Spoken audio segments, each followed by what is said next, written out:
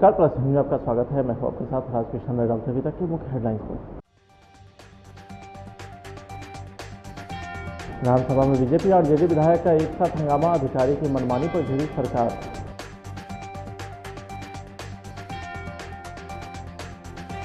बिहार के कई जिलों की जेलों में छापेमारी, कई आपत्तिजनक सामान बरामद।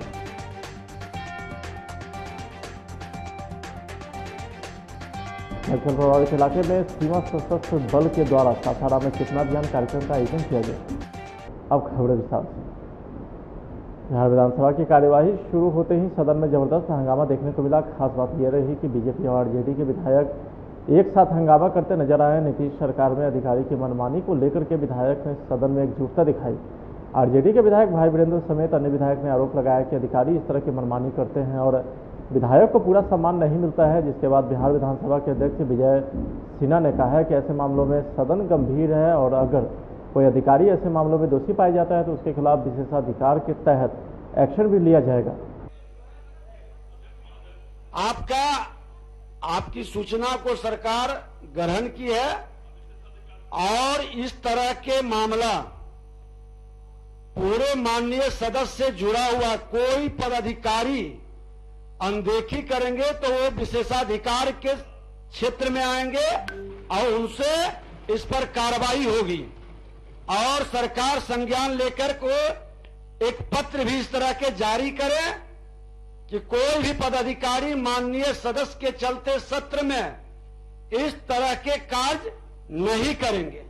तो वहीं बिहार विधानसभा में आरओबी निर्माण के सवाल को लेकर के बड़ा दिलचस्प नजारा देखने को मिला। दरअसल बीजेपी विधायक संजय सरावगी ने प्रश्नोत्तर काल में दरभंगा जिले में आरओबी निर्माण कार्य में देरी का मामला उठाते हुए सरकार से जवाब मांगा। सरकार की तरफ से जवाब देते हुए पथ निर्माण मंत्री नितिन नवीन ने निर्माण कार्य में देरी की वजह बताई। लेकिन इसी दौरान आरओबी का सवाल पूछने वाले सदस्य से लेकर के विभागीय मंत्री तक रेल ओवरब्रिज बताते रहे हैं। नंदकिशोर यादव ने सदन में सवाल पूछने वाले विधायकों से लेकर के नए पथ निर्माण मंत्री नितिन नवीन तक को उन्होंने आरओबी के फुल फॉर्म को लेकर के करेक्ट किया।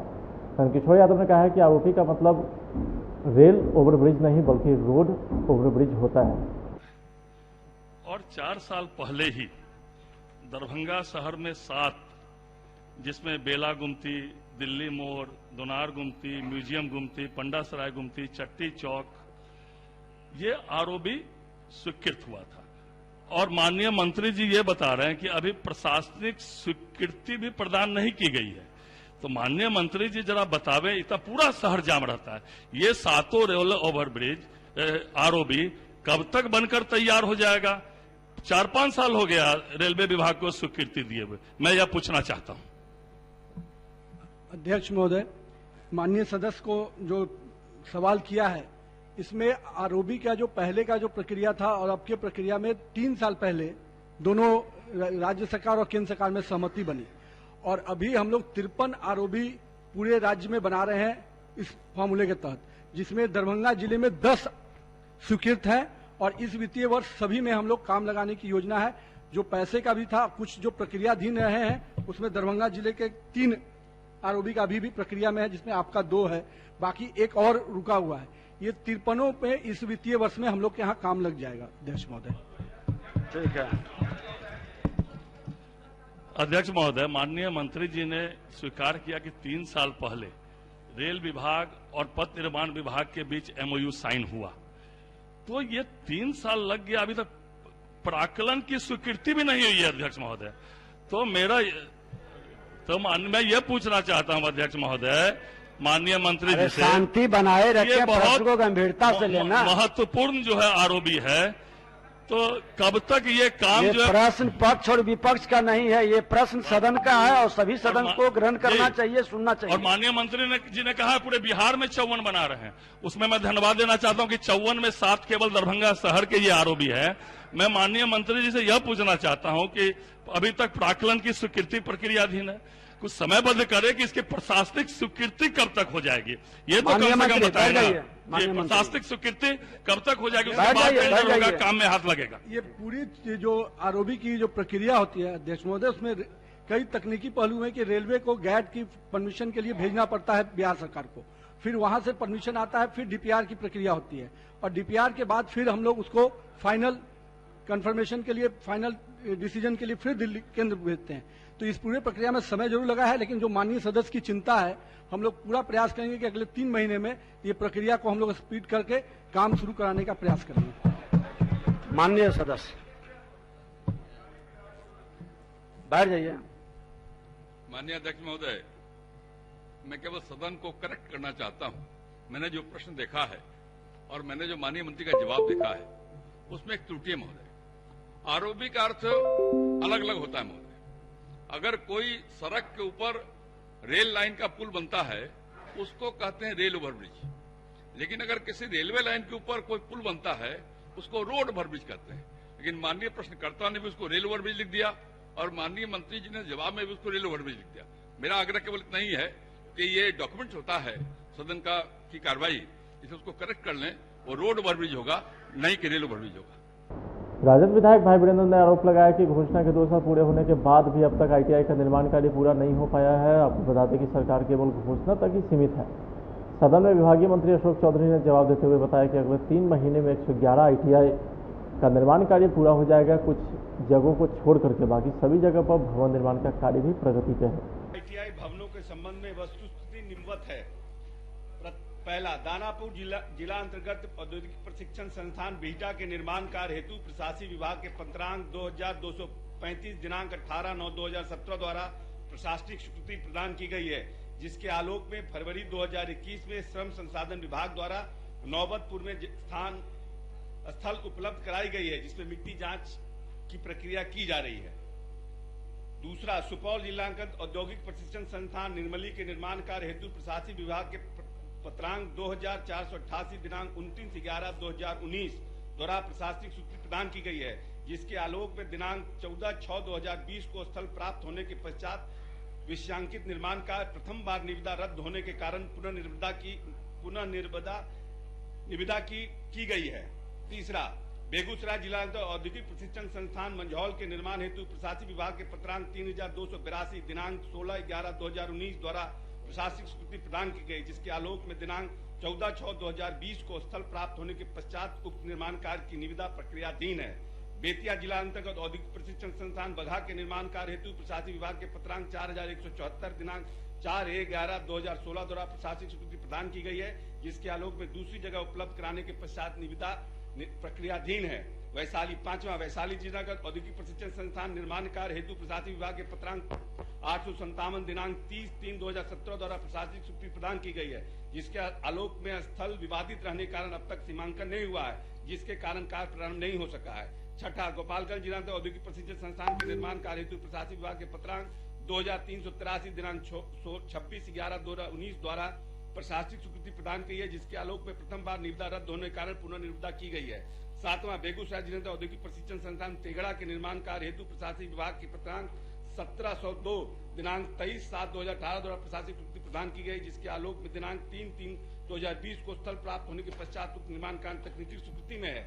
आठवां, औरंगाबाद जिला महिला औद्योगिक प्रशिक्षण संस्थान के निर्माण कार्य हेतु प्रशासनिक विभाग के पत्रांक 856 दिनांक 30/3/2017 द्वारा प्रशासनिक स्वीकृति प्रदान की गई है, जिसके आलोक में निविदा निष्पादित है, परंतु स्थल विवादित रहने का कार्य प्रारंभ नहीं हो सका। औपबंधिक कार्यादेश निर्गत है, परंतु स्थल पर ग्रामीण द्वारा कृषि कार्य किया जा रहा है, स्थल विवादित है। 9वां, औरंगाबाद जिलांगन पुरुष औद्योगिक प्रशिक्षण संस्थान के निर्माण कार्य हेतु प्रशासनिक विभाग के पत्रांक 1088 दिनांक 8/5/2018 द्वारा प्रशासनिक स्वीकृति प्रदान की गई है, जिसके आलोक में निविदा निष्पादित है, स्थल विवादित होने का निर्माण कार्य प्रारंभ नहीं हुआ है। औपबंधिक कार्यादेश निर्गत है, परंतु स्थल पर ग्रामीण द्वारा कृषि कार्य किया जा रहा है, स्थल विवादित है।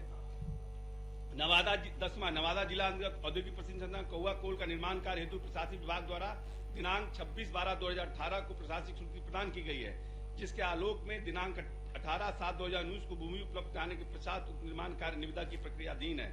लखीसराय जिला अंतर्गत महिला औद्योगिक प्रशिक्षण संस्थान के निर्माण कार्य हेतु प्रशासनिक विभाग के पत्रांक 1704 दिनांक 23/7/2018 द्वारा प्रशासनिक प्रदान किए, परंतु स्थल प्राप्त है। जदयू के विधायक संजीव सिंह ने सुल्तानगंज के पास एक पुल के निर्माण में देरी और निर्माण के साथ पुल बह जाने का मामले को उठाया है। संजीव सिंह ने सदन में कहा है कि उनके पिता ने 5 साल पहले विधायक रहते हुए जिस पुल के निर्माण काम को शुरू करवाया था वो आज तक पूरा नहीं हुआ है। संजीव सिंह ने यह भी आरोप लगाया है कि जिस पुल का निर्माण हुआ वह थोड़े ही दिन के बाद बह गया। इस मामले में न तो किसी ठेकेदार पर कार्रवाई हुई और न ही किसी अधिकारी पर। महोदय, वस्तुस्थिति यह है कि अगवानी सुल्तानगंज निर्माणाधीन पुल का निर्माण कार्य बिहार राज्य पुल निर्माण निगम लिमिटेड द्वारा कराया जा रहा है, जिसे दिसंबर 2021 तक पूर्ण करने का लक्ष्य है। गोगरी प्रखंड के रामपुर पंचायत से कटघरा आश्रम से भुरिया दियारा तक जाने वाली सड़क पथ प्रमंडल खगड़िया के क्षेत्राधीन है। उक्त पथ के चैनेज 3300 एवं चैनेज 12200 में अवस्थित पुल क्षतिग्रस्त होने पर अस्थायी पुनर्स्थापन कार्य कराकर यातायात चालू किया है। उक्त पथ में क्षतिग्रस्त पुलों के स्थान पर नए एचएल ब्रिज का निर्माण हेतु बिहार राज्य पुल निर्माण निगम द्वारा समर्पित डीपीआर की प्रशासकीय स्वीकृति प्रक्रियाधीन है।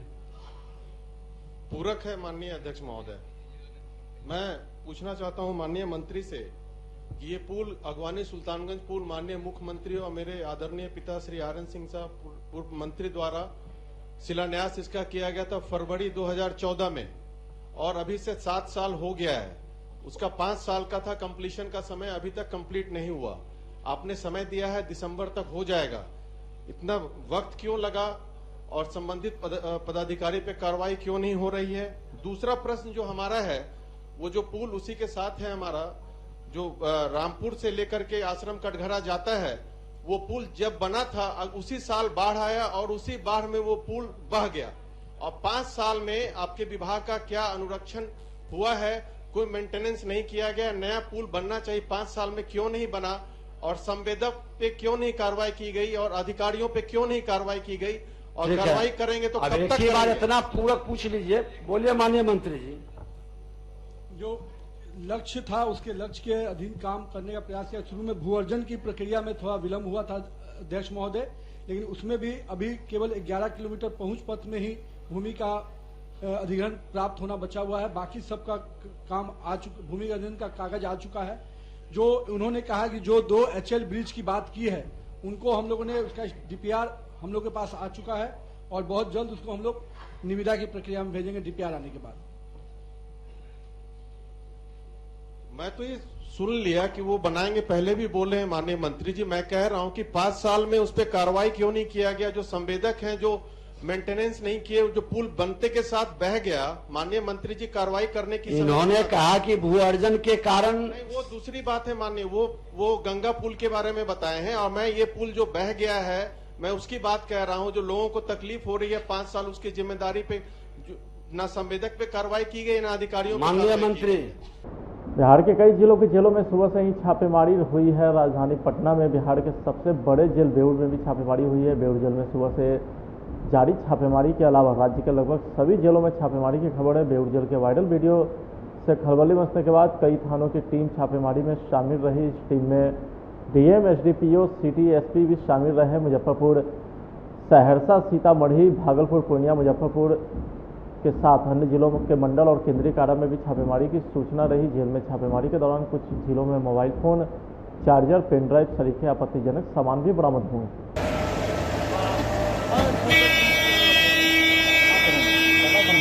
निर्देशानुसार जेल में छापामारी की गई है। छापामारी के क्रम में कुछ खैनी, ताश आदि बरामद किया गया है। मोबाइल आदि कुछ बरामद नहीं हुआ।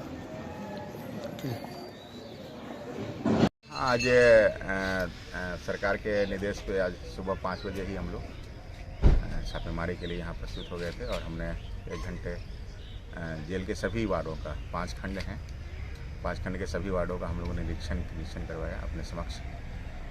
लेकिन कोई भी आपत्तिजनक सामग्री, मोबाइल, कुछ भी इस तरह का बरामद भी नहीं हुई। अच्छी बात है कि जेल प्रशासन इन बातों का ख्याल रख रहा है और मुलाकात अभी भी बंद है शायद, और ये भी एक कारण हो सकता है कि कोई भी आपत्तिजनक सामग्री बरामद नहीं।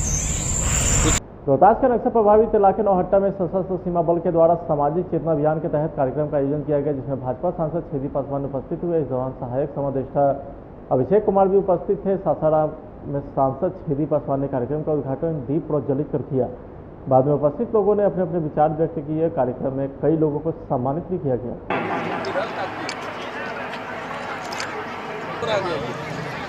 ये सिंचाई के लिए अपने नौजवान साथियों को मॉडल पुशअप करना है। और इस इलाके को अपराध मुक्त करना है। सबसे बड़ी बात है कि जितने भी नौजवान साथी हैं, सेना में भर्ती हैं, SSB में भर्ती हैं, वो टोटल देश के लिए काम कर रहे हैं। पूरे अपने परिवार को छोड़ करके यहाँ देहाती इलाके में आके रहते हैं और लोगों की सुरक्षा के बारे में सोचते रहते हैं, करते रहते हैं, और हम लोग आराम से घर में सोए रहते हैं। इसलिए SFB के सभी जवान साथियों को मैं अपने तरफ से सैल्यूट देता हूँ। नक्सल से ग्रसित हैं, जहाँ उग्रवाद की समस्या रही है, जो समाज की मुख्य धारा से कटे हुए हैं, जहाँ पर विकास की संभावना बिल्कुल छीन हो गई थी, वहाँ हम लोग का प्रयास रहता है कि नक्सलवाद जो विकास से जोड़ा जाए।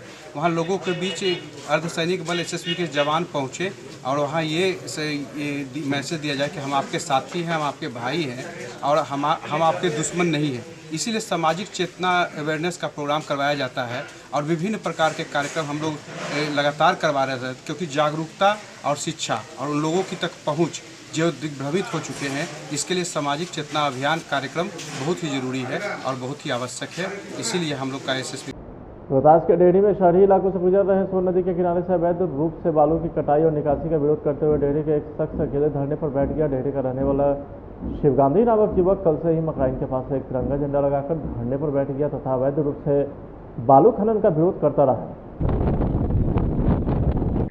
हमें ऐसा लगता है कि देखिए, सबसे बड़ी बात है कि अगर एक मुट्ठी बालू भी अगर यहाँ से उठेगा, अगर माइनिंग ऑफिसर चाह दें या जिम्मेवार पुलिस ऑफिसर चाह दें, तो एक मुट्ठी बालू भी कहीं नहीं जा सकता है। लेकिन मुझे लगता है कि जब तक इन लोग अगर नहीं चाहेंगे, इन लोगों को भूमिका निभाना ही पड़ेगा। जैसे बोलते हैं कि आप बिगाड़ के डर से ईमान की बात नहीं कहोगे, तो प्रेमचंद ने वो बात कहा था। आजकल सारे लोग चुप रहना चाहते हैं, लेकिन जब मोहल्ला ही बर्बाद हो जाएगा तो फिर होगा क्या? ये पुल ही गिर जाएगा तो होगा क्या? तो बाद में करने से कुछ नहीं होता है। मुझे ऐसा लगता है कि अगर बालू आपको ले जाना है, नियम से ले जाना है, आप ले जाइए।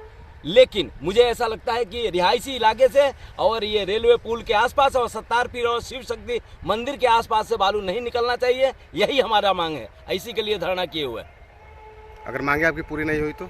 मांगे पूरी नहीं हुई तो भूख हड़ताल हम करेंगे। और सबसे बड़ी बात यह है कि डेहरी से दिल्ली तक हम जाएंगे और कोशिश करेंगे कि जल जीवन हरियाली के लिए जो माननीय नीतीश कुमार ने शुरुआत किया था, उसका वो हमें लगता है कि केवल दिखावा किए थे। अगर मांगे नहीं पूरी होती है, तो अगर मांगे पूरी हो जाती है तो हम कह सकते हैं एक हम लोग मॉडल बनाएंगे, क्योंकि यहाँ पे सस्टेनेबल डेवलपमेंट गोल 17 जो यूनाइटेड नेशन का है, उसको हम लोग धरती पर उतारने के लिए हम लोगों ने प्रण किया था कि भाई इसको हम लोग सोनेसिया को बेहतर बनाएंगे और न्यू मकराइन में एक न्यू डेहरी का मॉडल बनाएंगे।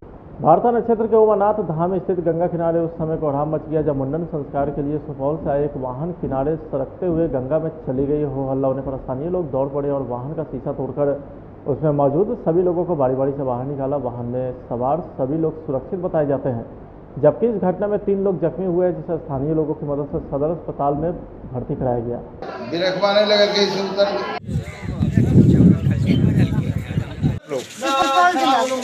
क्या काम था यहाँ? मुंडन। बच्चा का मुंडन कराना है। क्या घटना कैसे घटी, क्या हुआ? अब उतर रहा था और गाड़ी अपने घर ससर गया नीचे। कितना लोग घायल है? 3 आदमी घायल है। आपका गाड़ी कैसे गंगा में गया? सर वहाँ गाड़ी खड़ा कर दिए, सवारी जो है, जो आदमी बैठा हुआ था हमारा, वो निकल रहा था, हैंड ब्रेक लगा दिए, एक ईंट पीछे से लगा दी और हम जो है, और सवारी जो निकल गया था वो पीछे खड़ा था, हम भी पीछे खड़े थे। 3 सवारी जो है पीछे बैठी हुई थी लेडीज। गाड़ी जो है एकाएक जो है वहाँ से पता नहीं अब जैसे भी हुआ हो, गाड़ी एकाएक जो है अपना ढल गया। ढलने के बाद जो है गाड़ी नाला में जो है गंगा में जो है गिर गया। गिरने के बाद हम जो है शीशा तोड़ करके पीछे घुसे। सबसे पहले शीशा तोड़े, यहाँ जो आदमी था वो लोग भी घुसे, शीशा तोड़ करके उस आदमी को निकाले, बच्चे को निकाले। घायल कितना है? चोट एक लेडीज को एक सर में चोट है और बच्चा जो पानी पी लिया था 2, उसको हॉस्पिटल ले गया है। उसका पोजीशन देखने पर जो है क्या है नहीं है। कहाँ से आए थे आप? हम आए थे सर सुपौल से। वहीं सासाराम के परसथुआ ओपी थाना क्षेत्र के रूपी बांध गांव में एक युवक को चाकू मारकर उससे 1 लाख रुपए लूट लिया गया। घटना के बारे में बताया जाता है कि परसथुआ के होडरी गांव के रहने वाले सुनील राम अपने जमीन खरीद बिक्री का कुछ पैसा लेकर अपने घर लौट रहे थे। इसी दौरान बाइक सवार 3 अपराधियों ने उन पर चाकू से ताबड़तोड़ हमला कर दिया।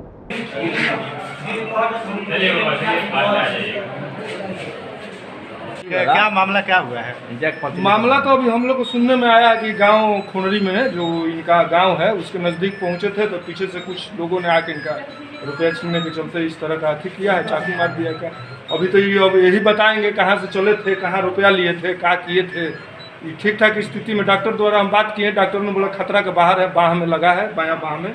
और हाँ अब इनका 3 जगह जख्म है, एक जगह मतलब चूतर वाला हल्का सा है, नहीं पांजर में, चूतर में नहीं है, छूट क्या हुआ, क्या मामला क्या है? मामला है कि सुबह इन्होंने जो ज़मीन बिक्री किए थे, इनकी पत्नी बता रही है कि फ़ोन किया गया और फ़ोन करके इनको बुलाया गया कि कोचस आप आइए, ज़मीन पे फ़ोटो वोटो किया जाएगा, उसके बाद में हम लोग बयाना देंगे। उसी दरमियान में 1,10,000 रुपया ये लेकर यहाँ से जा रहे थे, कोचस से जा रहे थे बस से। लगभग 1:30 या 1 बजे के करीब में ऐसा घटना, कोचस से रूपी बांध उतरे और उतरने के बाद में पैदल जा रहे थे। उसी समय अज्ञात लोगों ने 3 सवार मोटरसाइकिल वाले लोगों ने हमला किया और हमला करके इनको बुरी तरह से जख्मी कर दिया, चाकू मारा, 4 जगह 5 जगह जख्मी हो गए और इनका 1,10,000 रुपया लगभग पैसा छीनकर लोग भाग गया।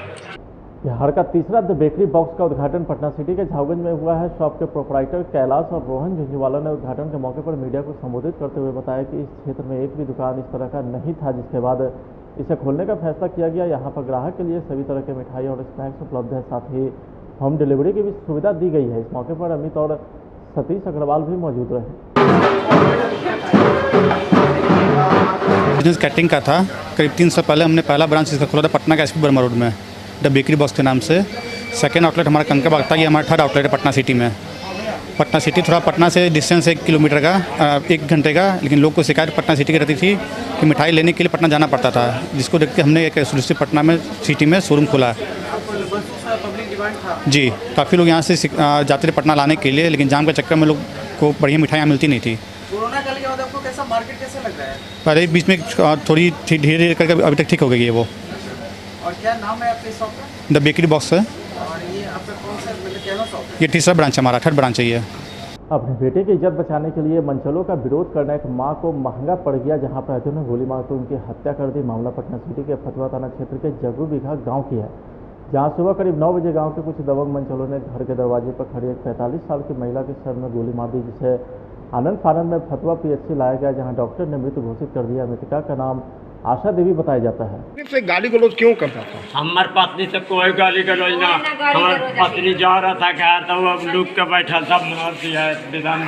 तो पहले से तो कुछ विवाद होते ही ना। कोई विवाद ना, वही विवाद था, गाड़ी देते रहता था, हम लोग के बेटी के बिगाड़ी दिया था। बेटी के बिगाड़ दिया? हाँ, बेटी के साथ बढ़िया पट बोला था। तो इसी के लिए आप लोग बोले होंगे? हम नहीं बोले था, ये रहते थे करके घेर के भी ने मार दिया। हमारे देश की सरकार भले नई नई झूठ ईजाद कर भोली वाली जनता को गुमराह करने के सफल प्रयास कर रही, पर वास्तविकता यह है कि देश में महंगाई चरम पर है। देशद्रोही कहलाने के डर से देश की जनता जहां महंगाई पर जुबान खोलने से कतरा रही, वहीं महंगाई का खामियाजा सभी लोगों को भुगतना पड़ रहा है। पेट्रोल, डीजल, सरसों तेल समेत तमाम वस्तुओं की कीमतें आसमान छू रही, जिसकी शिकन आज सिर्फ लोगों के चेहरे पर दिख रही है। लेकिन रसोई गैस की कीमत 900 के पार पहुँचते ही महंगाई की शिकन ईंट से बनी चूल्हों पर दिखने लगी। प्रधानमंत्री उज्ज्वला योजना नाम की तारीख में बेमानी दिख रही है। गैस कनेक्शन रहने के बावजूद भी लोग सन 1947 में लौटने पर मजबूर हो गए हैं।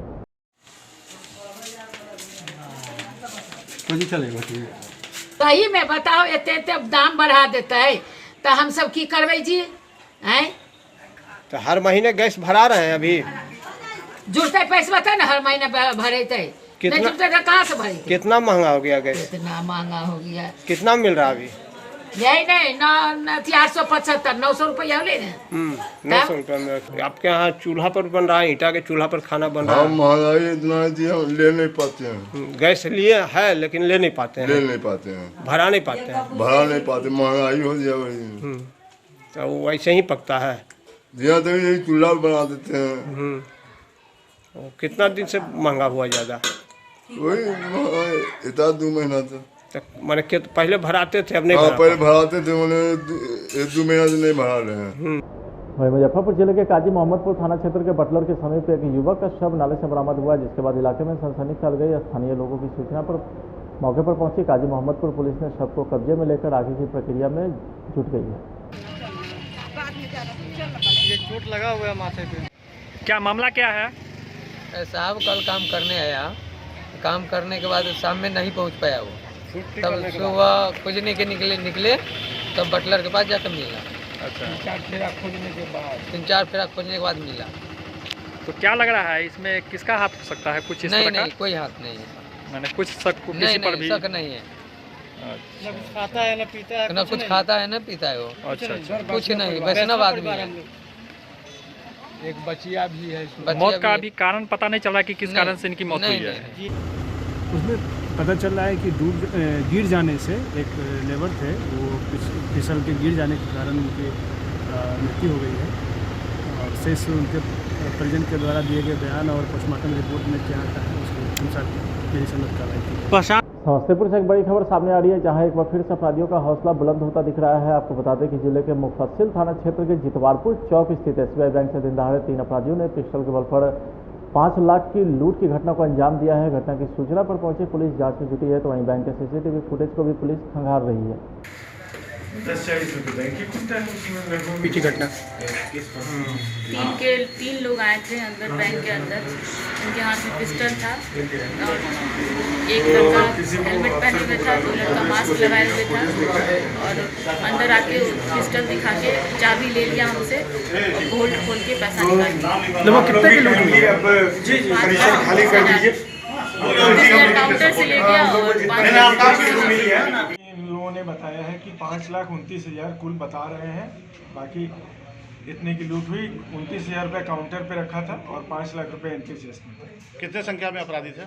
मैनेजर के हिसाब से इन लोगों ने 3 की संख्या बताई है जो बैंक के अंदर आए थे, बाहर का नहीं कुछ बता पा रहे हैं। 3 की संख्या में ही लोग आए थे, बाइक से थे और हथियार भी था उनके पास। फिलहाल आज की खबरों में इतना ही। आप देख रहे हैं प्लस न्यूज। नमस्कार।